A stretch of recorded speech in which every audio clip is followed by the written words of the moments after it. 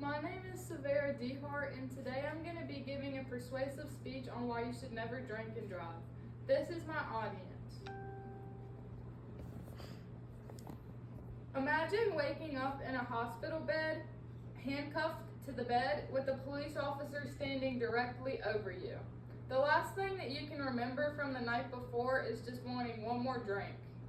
Now imagine waking up and finding out that someone didn't wake up at all because of the poor choice that you had made the night before. Today I will persuade you to never drink and drive. Every one of you here has either been in the car with someone who's been drinking or you know someone who has been. According to the CDC, 1 in 3 traffic deaths involves a drunk driver. That could be someone that you love. First, I will talk about the harm, second, the significance, and third, the solution of how to prevent drunk driving and a DUI altogether. Drinking and driving causes irreversible human and emotional harm. Every day, 37 people in the U.S. die in drink driving crashes. That's roughly one person in every 39 minutes, according to the National Highway Safety Administration. These aren't just statistics. They are fathers, mothers, children, and friends whose families are left with lifelong grief.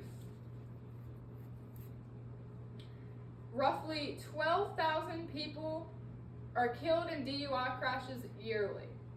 Approximately 30% of all traffic-related deaths are DUI caused.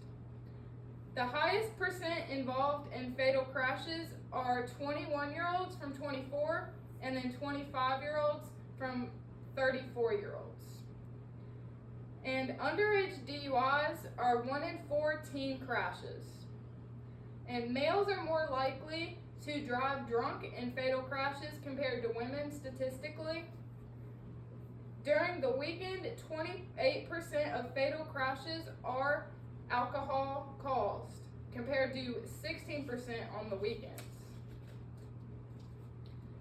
Survivors of DUI crashes often suffer traumatic brain injuries, paralysis, or permanent disabilities.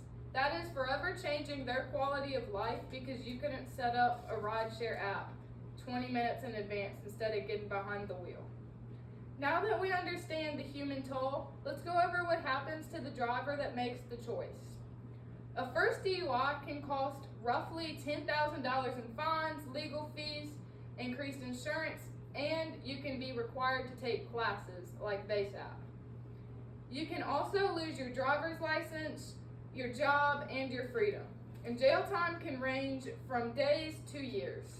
And another thing, some cars have it to where you have to blow in before you could even drive it, caused by DUIs. And a DUI conviction stays on your record permanently in majority of the states. That affects your employment, your housing, and education abilities and opportunities, according to the National Institute of Alcohol Abuse and Alcoholism. With such heavy costs, the smartest choice is to never get behind the wheel impaired. Let's talk about how easy it is to avoid drinking and driving. There are simple, effective alternatives to drinking and driving. You can designate a sober driver in advance and make sure that they stay sober all night long and don't plan on drinking at all, no matter how little it is. You can use rideshare apps like Uber, Lyft, or you can even call a taxi. That $20 fine is nothing compared to the legal consequences and over $10,000 in fines caused by a DUI. In summary, today we've seen that drunk driving kills and injures thousands yearly, bankrupts the driver with legal penalties, and is 100% preventable with a little foresight.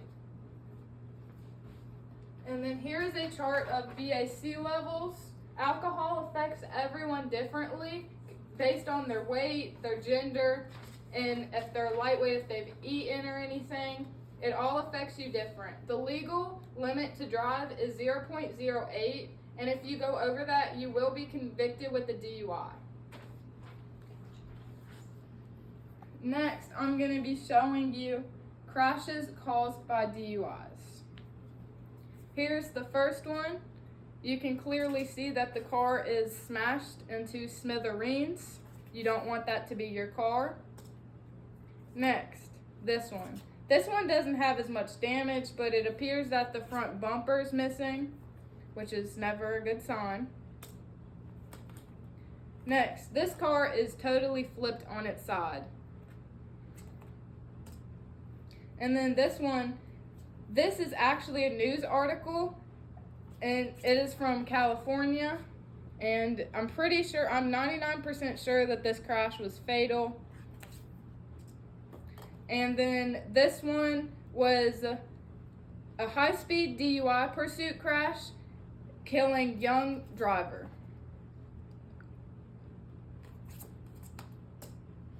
All right.